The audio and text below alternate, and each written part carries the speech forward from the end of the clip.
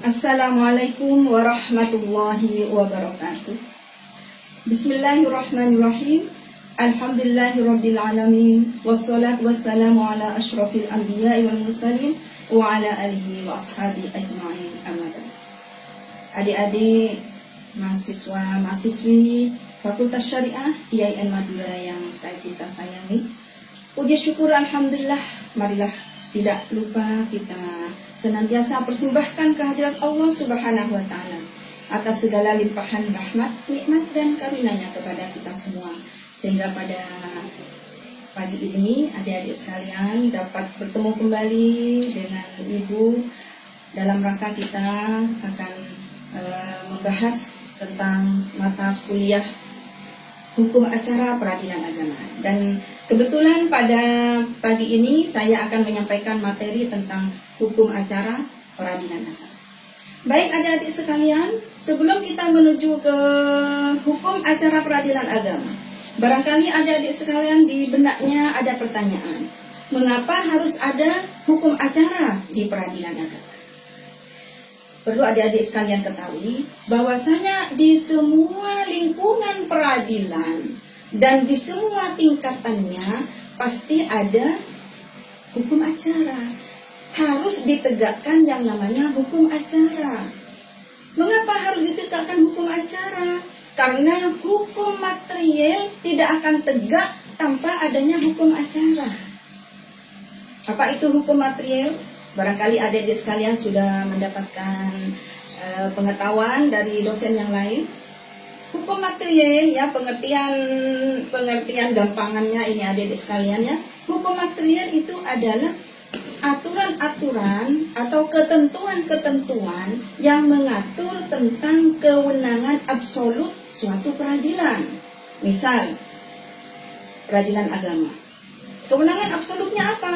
Kemarin sudah saya sampaikan kepada adik sekalian bahwa kewenangan absolut peradilan agama itu diantaranya adalah tentang perkawinan, tentang sodako, tentang wakaf, tentang waris, tentang ekonomi syariah. Nah, untuk lengkapnya adik-adik sekalian, karena perkawinan itu banyak macamnya, ya, ada perceraian, ada isbat nikah, ada dispensasi kawin, ada poligami dan sebagainya. Untuk selengkapnya adik-adik bisa membacanya di Undang-Undang Nomor 7 Tahun 89 tentang Peradilan Agama yang telah diperbaharui dengan Undang-Undang Nomor 3 Tahun 2006 dan diperbaharui lagi dengan Undang-Undang Nomor 50 Tahun 2009. Nah, di dalam Undang-Undang 2006 ini diantaranya bahwasanya di dalam Undang-Undang Nomor 3 Tahun 2006 maksud saya, diantaranya wewenang dari pengadilan agama, wewenang absolut pengadilan agama adalah tentang perkawinan. Maka hukum materialnya apa? Yaitu hukum munakahat. Misal tentang isbat nikah. Apa yang ada di dalam isbat nikah yang harus kita ketahui tentang hukum materialnya? Bahwa suatu pernikahan itu sah apabila ketika nikah itu ada wali, ada dua orang saksi, kemudian ada kedua mempelai, kemudian ada juga mas kawin tentunya. Nah, itu hukum munakahatnya. Maka untuk kita mengesahkan pernikahan seseorang, di samping kita harus menerapkan hukum material, maka harus juga ditegakkan hukum acaranya. Hukum acaranya diantaranya pembuktian, benar tidak ada perkawinan dan sebagainya. Baik adik-adik sekalian, nah, itu alasan mengapa harus ada hukum acara. Jadi tidak hanya di peradilan agama saja, di semua lingkungan peradilan yang 4 itu, peradilan umum atau pengadilan negeri, peradilan agama, peradilan tata usaha negara, dan juga peradilan mahkamah militer, ya. Jadi semuanya ada hukum acara. Baik adik-adik sekalian, sudah tahu alasan tentang mengapa ada hukum acara. Sekarang barangkali juga pertanyaan yang kedua, sejak kapan ada hukum acara? Nah, hukum acara itu sudah ada sejak manusia diciptakan, sejak Nabi Adam. Bahkan hukum acara tersebut dilaksanakan, ditegakkan oleh pemilik Asmaul Husna, yaitu Allah Subhanahu wa Ta'ala. Baik adik-adik sekalian, kalau kita mengingat bagaimana Allah melarang Nabi Adam untuk memakan buah khuldi. Sudah berkali-kali Allah melarang Nabi Adam untuk memakan buah khuldi. Ketika Nabi Adam hanya ingin, belum terbukti dia makan, Allah belum menghukum. Tetapi ketika Nabi Adam sudah terbukti melanggar larangan Allah, maka Nabi Adam kemudian dihukum oleh Allah, yaitu dikeluarkan dari surganya Allah. Sehingga Nabi Adam hidup di muka bumi, dan anak turunnya, kita-kita ini, kemudian hidup di muka bumi sampai sekarang. Baik adik-adik sekalian, sebagai intermezzo ya adik-adik, marilah adik-adik jangan lupa untuk tersenyum ya ke sekelilingnya ya. Karena ada seorang pujangga mengatakan, apabila kita tersenyum di pagi hari, maka kita akan dapat tersenyum sepanjang hari. Apabila kita nanti adik-adik yang berikutnya yang kuliah di sore hari, apabila tersenyum di sore hari, maka insya Allah bisa tersenyum di malam hari. Baik adik-adik ya, jangan cemberut ya. Jangan cemberut, ini sekedar intermezzo. Baik, kembali kepada hukum acara. Sejak kapan hukum acara berlaku di dunia ini? Yaitu sejak zaman Nabi Adam. Sejak Nabi Adam diciptakan oleh Allah Subhanahu wa Ta'ala. Peristiwa memakan buah khuldi. Hukum materialnya, Allah melarang Nabi Adam memakan buah khuldi. Ketika terbukti Nabi Adam, ini hukum acaranya. Ketika terbukti memakan, maka Allah menghukum Nabi Adam, menyalahkan, menghukum bersalah Nabi Adam, dan kemudian dikeluarkan dari surganya Allah. Baik. Kemudian di zaman nabi-nabi setelahnya juga ada. Mungkin nanti akan saya share bagaimana di nabi-nabi setelahnya itu hukum acara berlaku. Setelah Rasulullah Muhammad sallallahu alaihi wasallam, maka banyak perintah Allah untuk melakukan hukum acara ketika kita mengadili. Di antaranya di dalam surat An-Nisa ayat 8, di dalam surat An-Nisa 135, dan di dalam surat Al-Maidah ayat 78, kalau ada keliru ya. Di dalam surat An-Nisa ayat 8 Allah berfirman, wa idza hakamtum bainan nasi an tahkumu bil adli. Ketika kamu mengadili suatu kaum, seseorang atau suatu kaum, maka hendaknya kamu mengadili dengan adil. Apa yang dimaksud dengan adil? Adik-adik barangkali semua tahu. Yang namanya adil itu al-adlu huwa wada'u syai'in ala wajhihi, ya kan? Yaitu meletakkan sesuatu pada tempatnya. Jadi kalau seseorang bersalah, apabila seseorang bersalah, maka harus kita tegakkan hukum bahwa orang tersebut salah. Apabila seseorang benar, terbukti benar, maka kita tegakkan hukum bahwa orang tersebut adalah benar. Ini adalah hukum acara. Selanjutnya adik-adik, di dalam surat An-Nisa ayat 135 Allah berfirman, a'udzu billahi minasyaitonir rajim, bismillahirrahmanirrahim, ya ayyuhalladzina amanu kunu qawwamina bil qisti syuhada'a lillah walau ala anfusikum awil walidain wal aqrabin iyyakum ghaniyan aw faqiran fallahu aula bihima. Wahai orang-orang yang beriman, kunu qawwamina bil qisti, jadilah kamu sebagai kaum yang menegakkan keadilan. Syuhada alillah, menjadi saksi karena Allah. Walau ala anfusikum, baik kamu mengadili untuk dirimu sendiri, awil walidain, atau untuk bapak ibumu, wal aqrabin, atau kepada kaum kerabatmu, iyakun ghaniyan aw faqiran, baik penggugat atau tergugat dalam keadaan kaya atau dalam keadaan fakir atau dalam keadaan miskin, maka kamu harus berbuat adil. Jangan memandang kayanya, jangan memandang miskinnya, jangan memandang kerabat, jangan memandang orang lain. Wallahu a'la bihima, bahwa sesungguhnya Allah itu lebih mengetahui akan kemaslahatannya. Nah, ini adik-adik sekalian, ini di dalam nas Al-Quran banyak sekali, tidak hanya yang 3 itu, banyak kalau kita kaji Al-Quran. Kemudian di dalam hadis Rasulullah Muhammad SAW banyak perintah tentang menegakkan hukum acara.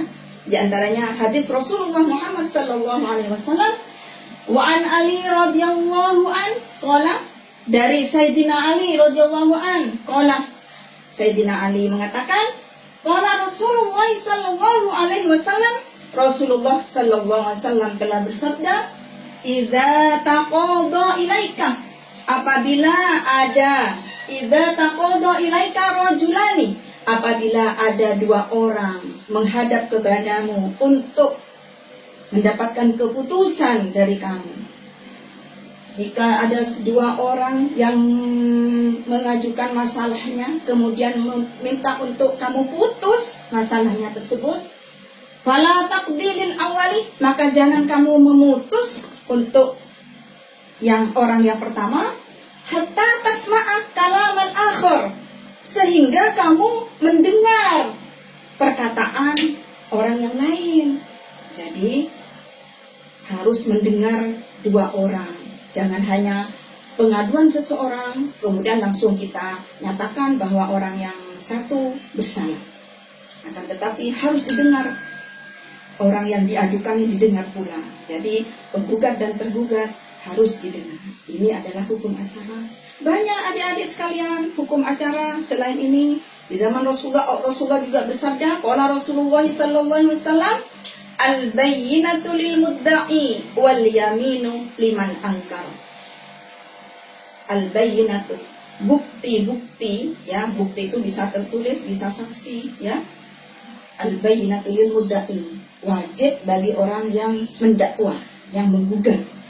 Wal yaminu liman angkar, dan kalau orang yang ingkar maka ia wajib bersumpah. Nah, itu diantaranya hadis Rasulullah SAW. Nanti adik-adik saya share, ya. Nah, baik, sampai di sini barangkali paham, ya, apa mengapa ada hukum acara dan sejak kapan ada hukum acara. Jadi kalau di dalam agama kita itu sejak Rasulullah SAW. Kemudian setelah Islam berkembang, Khulafaur Rasyidin, hukum acara itu sudah ditegakkan, sudah ada lembaganya, ya. Kalau di zaman Rasulullah kan Rasulullah yang mengadili. Di zaman Sayyidina Ali, Sayyidina Utsman itu sudah ada peradilannya, namanya At-Tahkim. Nah, di zaman Sayyidina Utsman, At-Tahkim atau peradilan di zaman Sayyidina Utsman sudah ada gedungnya. Nah, kemudian berkembang lagi setelah Sayyidina Umar radhiyallahu an, tidak hanya ada gedungnya, tetapi sudah ada tingkatan peradilannya. At-Tahkim, peradilan tingkat pertama, kemudian ada juga Qadil Qudah, yaitu peradilan tingkat banding, dan tingkat kasasi bahkan. Qadil Qudah itu adalah peradilan tingkat kasasi di zaman Sayyidina Umar. Nah, kemudian di zaman Sayyidina Umar yang memang dikenal sebagai khalifah yang adil, beliau menegakkan hukum acara. Nah, hukum acara di zaman Sayyidina Umar dikenal dengan namanya Risalah Sayyidina Umar. Nah, Risalah Sayyidina Umar ini adalah surat Sayyidina Umar kepada Imam Musa Al-Ash'ari ketika menjadi gubernur di Kufah. Beliau kirim surat, ada beberapa poin hukum acara yang harus dilaksanakan. Yang pertama harus mendamaikan, Kemudian harus memperlakukan penggugat dan tergugat itu di depan hukum harus sama. Kata Sayyidina Umar, asi bainan nas, hendaklah persamakan manusia di depan majlismu. Asi bainan nasi fi majlisikum, ya, di depan majlismu. Kemudian juga Sayyidina Umar juga mengikuti sabda Rasulullah. Rasulullah kan mengatakan al-bayyinatu lil mudda'i wal yaminu liman angkar. Kalau risalah Umar mengatakan al-bayyinatu ala man idda'a wal yaminu ala man angkar. Nah, pengertiannya sama. Bahwasanya bukti-bukti itu harus diajukan oleh pihak penggugat, sumpah diajukan oleh pihak yang menolak terhadap gugatan atau ingkar terhadap gugatan. Baik adik-adik sekalian yang berbahagia, selanjutnya kita akan berbicara tentang hukum acara peradilan agama.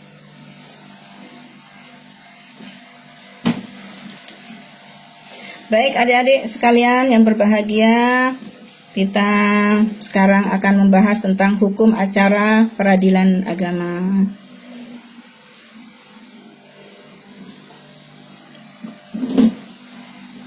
Ini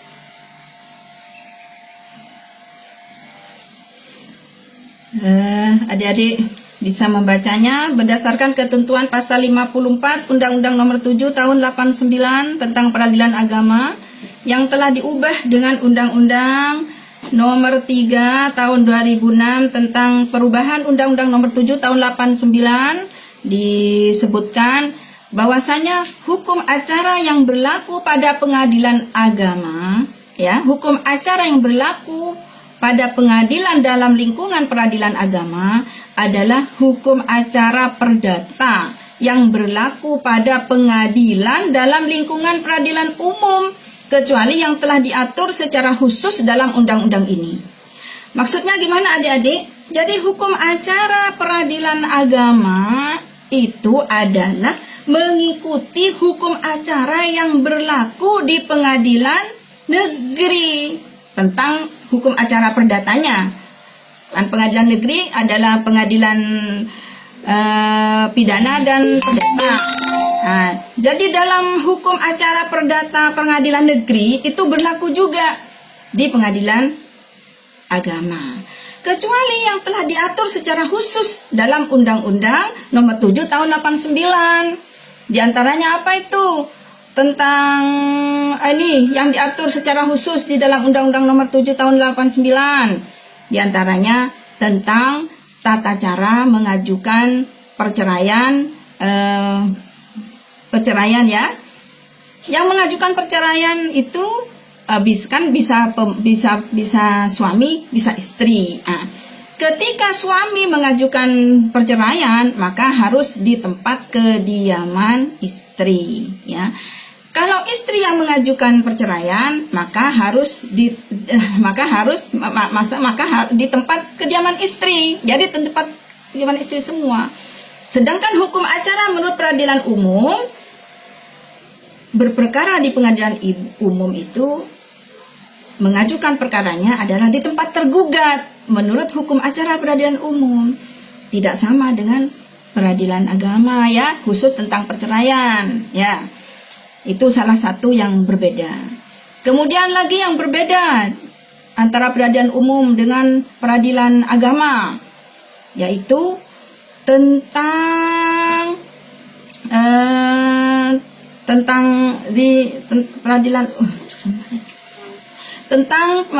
maaf adik-adik sekalian, ya. Jadi yang berbeda lagi mengenai ini, mengenai pemanggilan. Nah, pemanggilan menurut peradilan umum 3 hari harus dilakukan 3 hari sebelum persidangan. Yang dimaksud dengan 3 hari sebelum persidangan itu menurut HIR, ya, menurut HIR itu adalah 3 hari kosong, diselati 3 hari kosong. Jadi semuanya manggil Senin, maka sidangnya adalah Kamis. Nah, tapi di dalam kompilasi hukum Islam disebutkan bahwasanya pemanggilan bisa dilakukan 3 hari sebelum sidang. Jadi Selasa manggil, bisa kita sidang hari Kamis. Itu di antaranya yang berbeda dengan peradilan umum. Baik adik-adik sekalian, untuk perkara bidang perkawinan berlaku hukum acara khusus dan selebihnya berlaku hukum acara perdata pada umumnya. Hukum acara khusus ini meliputi kewenangan relatif pengadilan agama, pemanggilan, pembuktian, dan biaya serta pelaksanaan putusan. Hakim harus menguasai hukum acara atau hukum formal, ya, hukum formil di samping hukum material. Menerapkan hukum acara material secara benar belum tentu menghasilkan putusan yang adil dan benar apabila tidak diterapkan hukum acara. Tadi sudah saya jelaskan kepada adik-adik sekalian. Baik, selanjutnya. Sekarang kepada pengertian hukum acara. Nah, ini banyak adik-adik sekalian ya, pengertian hukum acara. Barangkali nanti tidak akan saya baca semuanya, karena akan memakan waktu ya, karena adik-adik bisa membacanya nanti di PowerPoint yang nanti akan saya share kepada adik. Saya baca langsung ke nomor 2. Profesor Dr. Sudikno Martakusumo mengatakan bahwa yang dimaksud hukum acara peradilan agama yaitu adalah peraturan hukum yang mengatur bagaimana caranya menjamin ditaatinya hukum perdata material dengan perantaran hakim, atau peraturan hukum yang menentukan bagaimana caranya menjamin pelaksanaan hukum perdata material. Nah ini, baik, kita langsung ke Raihan Rashid.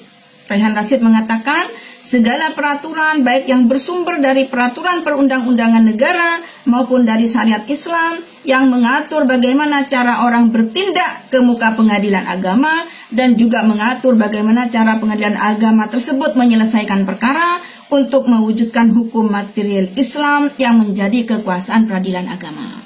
Baik adik-adik sekalian, ini nanti masih akan banyak pengertian-pengertiannya. Jadi secara gampangannya adik-adik sekalian ya, yang dimaksud hukum acara peradilan agama itu adalah bagaimana cara kita mengajukan perkara ke pengadilan bagi penggugat. Kemudian bagi tergugat bagaimana caranya dia mempertahankan diri dari gugatan penggugat ya. Kemudian bagi hakim bagaimana cara memeriksa, menyelesaikan dan memutus perkara. Kemudian selanjutnya bagi kuasa hukumnya bagaimana cara kuasa hukum dalam membela kliennya. Jadi itu namanya adalah hukum acara. Saya kira adik-adik paham. Nanti sambil dibaca ya, nanti pengertian secara apa menurut kesimpulan dari beberapa pengertian ini. Jadi yang maksud hukum acara itu adalah hukum yang mengatur tata cara kita beracara di pengadilan agama, baik sebagai penggugat, sebagai tergugat, sebagai saksi-saksi, sebagai hakimnya, dan sebagai kuasa hukumnya, atau sebagai lawyernya, atau pengacaranya, bagaimana bertindak untuk supaya tegaknya hukum. Kalau penggugat, supaya gugatannya dikabulkan. Kalau tergugat, supaya pembelaannya atau dalil-dalilnya dikuatkan oleh hakim. Hakim bagaimana dia caranya memeriksa, bagaimana caranya menyelesaikan suatu perkara, dan bagaimana memutus suatu perkara. Itu adalah hukum acara. Baik adik-adik sekalian, kita lanjut kepada bahasan berikutnya mengenai sumber hukum acara peradilan agama. Sumber hukum acara peradilan agama tentunya adik-adik ya, tidak lepas dari Al-Quran dan hadis, tetapi mungkin di sini tidak disebutkan ya Al-Quran dan hadis secara spesifik Al-Quran dan hadis. Nah, di sini disebutkan yang pertama adalah HIR.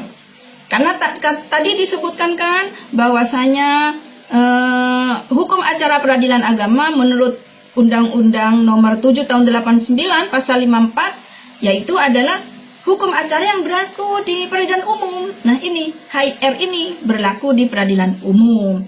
HIR ini singkatannya ya, Herzien Island Reglement untuk Jawa dan Madura. Ini diberlakukan di zaman Belanda.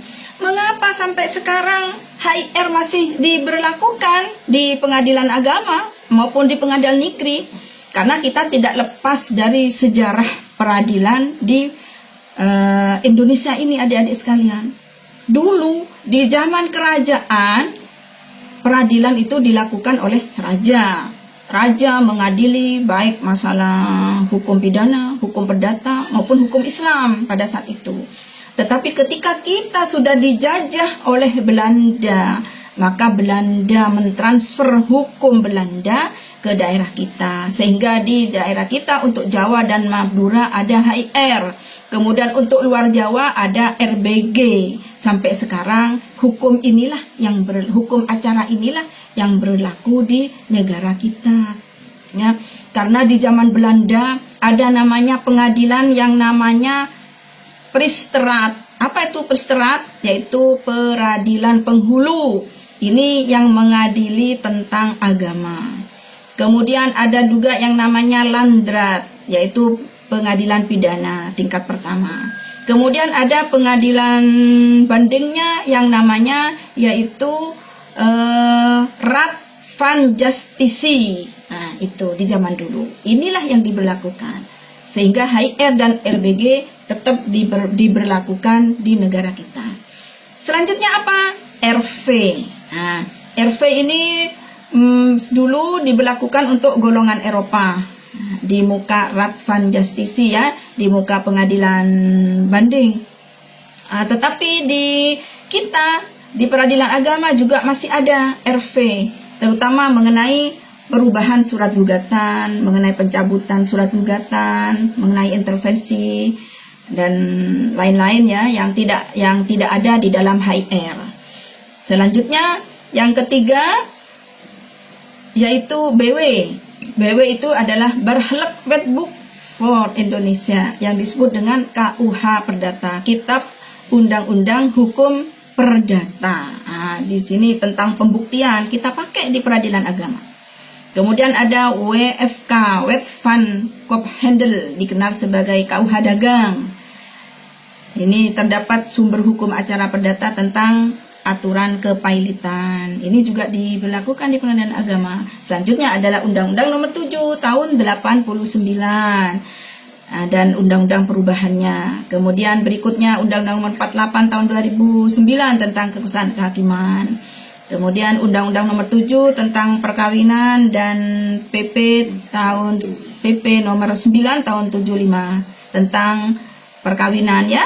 Di situ tata cara perkawinan, tata cara perceraian, tata cara mengajukan harta bersama dan sebagainya ada di Undang-Undang Nomor 1 Tahun 74. Selanjutnya Undang-Undang Nomor 14 Tahun 85 yang diubah dan disempurnakan dengan Undang-Undang Nomor 5 Tahun 2004 tentang Mahkamah Agung. Bagaimana caranya kasasi di undang-undang tersebut disampaikan. Kemudian Undang Nomor 20 Tahun 47 tentang peradilan ulangan, yaitu apabila kita banding tidak menerima terhadap putusan pengadilan agama, maka tata caranya ada di Undang-Undang Nomor 20 Tahun 47. Kemudian kompilasi hukum Islam, di sini juga banyak terdapat hukum acara, di antaranya tentang pemanggilan seperti yang saya sebutkan tadi. Baik adik-adik sekalian, yang ke-10, aturan-aturan hukum acara juga terdapat dalam Perma tentang ekonomi syariah, Undang-Undang Perma Nomor 14 Tahun 2016. Kemudian surat edaran Mahkamah Agung ya, jurisprudensi Mahkamah Agung itu putusan kasasi itu menjadi rujukan hukum acara. kemudian peraturan Menteri Agama, keputusan Menteri Agama, yang terakhir kitab-kitab fikih Islam dan sumber hukum tidak tertentu lainnya yang berdasarkan Al-Quran dan hadis. Baik, adik-adik sekalian. Sekarang asas-asas hukum acara peradilan agama. Peradilan agama adalah peradilan negara. Jadi peradilan agama ini adalah peradilan milik negara, ya. Bukan peradilan swasta, ya, sama dengan peradilan yang lain, dengan 4 lingkungan di peradilan di Mahkamah Agung itu. Satu atap di bawah Mahkamah Agung, semua 4 lingkungan peradilan. Kemudian yang kedua, peradilan agama itu adalah peradilan bagi orang-orang beragama Islam. Nah, ini yang disebut dengan asas personalitas keislaman. Kemudian peradilan agama menetapkan dan menegakkan hukum dan keadilan berdasarkan Pancasila. Semuanya di Indonesia semua berdasarkan Pancasila, ya, adik-adik sekalian. Baik, selanjutnya peradilan agama itu memeriksa, memutus dan menyelesaikan perkara berdasarkan hukum Islam. Tuh, dasar hukumnya bisa dibaca sendiri. Kemudian peradilan dilakukan demi keadilan berdasarkan ketentuan Yang Maha Esa. Sehingga di putusan itu terdapat irah-irah demi ketuhanan berdasarkan ketentuan Yang Maha Esa, itu wajib. Kalau putusan pengadilan agama tidak terdapat irah-irah demi keadilan berdasarkan ketentuan Yang Maha Esa, maka putusan hakim yang tanpa irah-irah tersebut itu batal demi hukum. Baik, adik-adik. Selanjutnya sebenarnya ini bisa dibaca kalian, ya, tapi terkadang tidak baca, daripada tidak baca baik saya bacakan, ya. Peradilan agama dilakukan dengan sederhana, cepat dan biaya ringan. Sebisa mungkin hakim melaksanakan peradilan dengan sederhana, cepat dan biaya ringan. Cuma tergantung dari pihaknya. Terkadang kalau pihaknya hadir, tidak hadir, akhirnya seharusnya cepat menjadi panjang. Seharusnya biaya ringan, akhirnya untuk tambahan biaya panggilan, akhirnya harus menambah biaya panggilan. Itu yang menjadi kendala, cepat dan biaya ringan.